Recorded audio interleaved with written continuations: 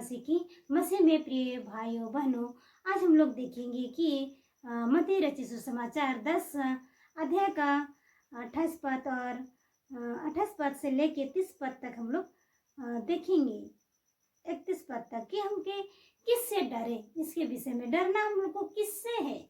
हम लोग तो बहुत प्रकार से हम लोग देखते हैं कि हमको किससे डरना है, कि हमको सिर्फ शारीरिक रीति से हम लोग देखते हैं कि हमको किससे डरना है।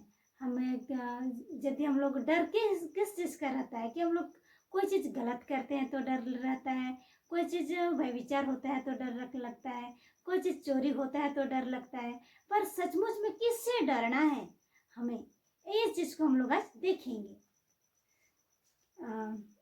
जो शरीर को घात करते हैं पर आत्मा को घात नहीं कर सकते, उनसे मत डरना, पर उसी से डरो जो आत्मा और शरीर दोनों को नरक में नष्ट कर सकता है।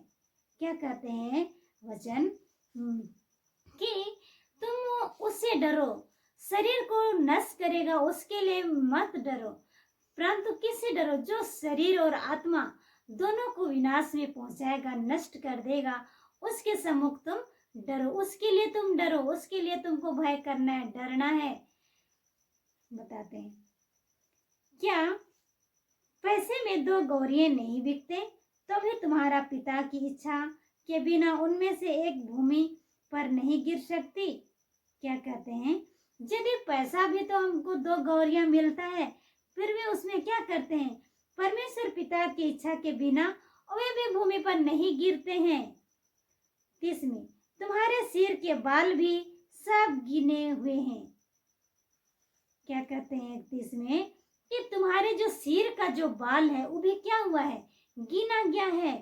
इसीलिए तुम उस परमेश्वर पिता से डरो, इसीलिए डरो नहीं, तुम बहुत से गौरे से बढ़कर हो।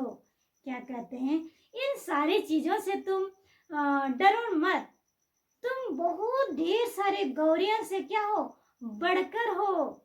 उस एक गौरिया के समान नहीं हो, बल्कि बहुत ढेर सारे गौरियों के समान हो, तुम उससे बढ़कर हो तुम। इसीलिए क्या करो, तुम शरीर जो विनाश की ओर जाएगा उससे मत डरो, बल्कि किससे डरो, ये हुआ परमेश्वर पिता से डरो जो शरीर और आत्मा दोनों को विनाश की ओर ले जाती है। प्रियो, हमें वचन में मजबूत रहना है, हमें संसारिक अभिलाषाओं से नहीं चलना है, संसारिक रीतियों से हमें नहीं चलना है, परंतु हमें क्या करना है, परमेश्वर के वचनों पे हमें मन लगाना है, ध्यान देना है, उसके सम्मुख में चलना है। यदि हम लोग उसके सम्मुख में बने नहीं रहेंगे तो हम लोग शारीरिक ही चाल में चलेंगे और उसी से डरेंगे और हमें आत्मा से कोई फर्क नहीं पड़ेगा। इसी वचन को हमें यहाँ बताया गया है कि तुम उससे डरो जो शरीर और आत्मा दोनों को विनाश पहुंचाता है। प्रियो, इन छोटी सी वचन में से आप सबों को बहुत ढेर सारी आशीष मिले और आप सबों को बहुत बहुत धन्यवाद।